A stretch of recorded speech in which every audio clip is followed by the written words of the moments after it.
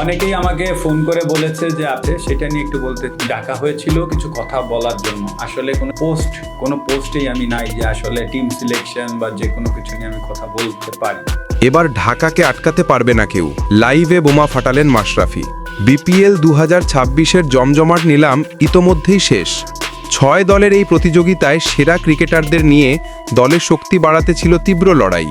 নিলামে দেশি বিদেশি মিলিয়ে সর্বোচ্চ মূল্য পাওয়া ক্রিকেটার নাঈম শেখ, যাকে 1,10,00,000 টাকায় দলে নিয়েছে চট্টগ্রাম রয়্যালস। কিন্তু সবার দৃষ্টি কেড়েছে যে দলটি, তা হলো ঢাকা ক্যাপিটালস। নিলামের আগেই সরাসরি চুক্তিতে অল্প সময়ের মধ্যে বড় বড় নাম দলে ভেড়ায় তারা, আর নিলামের মাঝেও সেই চমকের ধারা যায় বাড়িয়ে। ঢাকার দল দেখে লাইভে মাশরাফির আগুন মন্তব্য। নিলামের পর ঢাকা ক্যাপিটালসের স্কোয়াড দেখে লাইভে এসে বোমা ফাটালেন বাংলাদেশের সাবেক অধিনায়ক মাশরাফি বিন মর্তুজা। হেসে হেসে আত্মবিশ্বাসী কণ্ঠে তিনি যা বললেন, সেটি শুনে পুরো ক্রিকেট পাড়া যেন থমকে গেল। মাশরাফির বলেন, এবার ঢাকা ক্যাপিটালসকে আটকাতে পারবে না কেউ। ব্যাটিং বোলিং সব দিক থেকেই ভয়ঙ্কর শক্তিশালী দল। টপ অর্ডারে সাইফ হাসান আর অ্যালেক্স হেলস, এক মেবাদ দ্বিতীয়।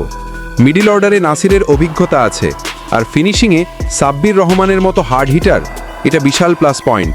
বোলিংয়ে তাসকিন তো আছেই। আমার চোখে এবারে ট্রফি জেতার মতো দল শুধু ঢাকা ক্যাপিটালস। কাপ উঠবে ঢাকার হাতেই।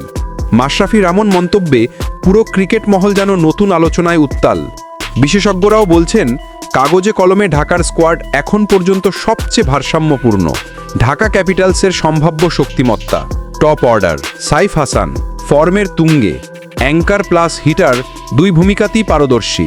অ্যালেক্স হেলস টি-20-র দানব, পাওয়ার প্লেতে একাই ম্যাচ ঘুরিয়ে দিতে পারেন। মিডল অর্ডার নাসির হোসেন, অভিজ্ঞ match changer batter, finisher. Sabbir Rahman, ball 15 over পর হলে তিনি অন্য এক চরিত্র, একাই গেম শেষ করার সামর্থ্য রাখেন। Bowling unit Taskin Ahmed, speed plus reverse swing plus death over skill, সব মিলিয়ে দুর্দান্ত কম্বিনেশন। বিশ্লেষকদের মতে ঢাকার এই স্কোয়াড শুধু কাগজে নয়, মাঠেও ভয়ঙ্কর হতে যাচ্ছে। ব্যাটিং লাইন আপে গভীরতা, বোলিংয়ের সিংহভাগ শক্তি, সব মিলিয়ে প্রতিপক্ষদের জন্য মাথা ব্যথা যে বাড়তেই থাকবে। মাশরাফির সাহসী মন্তব্যে একটাই বার্তা স্পষ্ট: বিপিএল 2026 ঢাকাকে হারাতে হলে প্রতিটি দলকেই খেলতে হবে নিজেদের সেরারও বেশি দিয়ে।